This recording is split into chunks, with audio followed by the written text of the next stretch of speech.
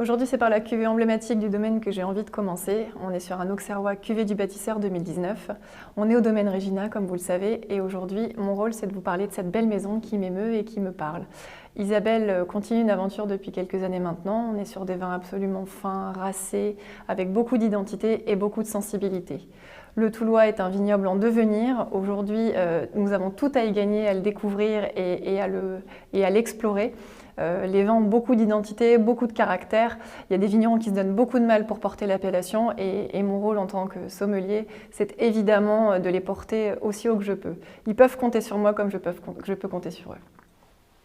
Alors en fait, j'ai une maîtrise de métallurgie et j'ai travaillé 20 ans dans une usine de pneumatiques qui s'appelle Kléber, où j'ai rencontré mon mari qui était passionné de vin et c'est lui qui m'a transmis sa passion. Et vous voilà aujourd'hui choisi par le Guide Hachette comme vigneronne de l'année dans la région. Qu'est-ce que ça représente pour vous? Alors j'ai perdu mon mari il y a 5 ans et je continue seul le combat, notre combat de promouvoir les côtes de Toul. Et c'est vraiment un honneur pour moi de faire connaître les côtes de Toul à la France entière. Et ça, c'est vraiment quelque chose de formidable.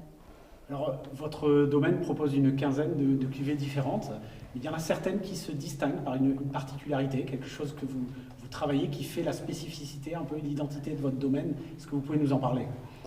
Alors en fait, mon mari a fait extraire les levures comprises dans nos jus de raisin.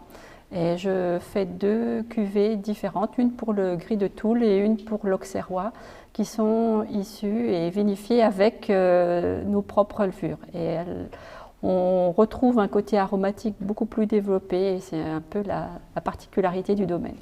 Vous accordez aussi un intérêt tout particulier à certains cépages que vous considérez comme peut-être l'avenir aussi pour vous. Est-ce que vous pouvez nous en parler et puis de la suite et de vos projets?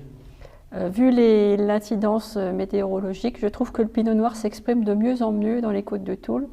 Et je pense que le pinot noir est pour nous et pour ma fille qui veut reprendre après moi l'avenir des côtes de Toul. Merci Isabelle. Merci.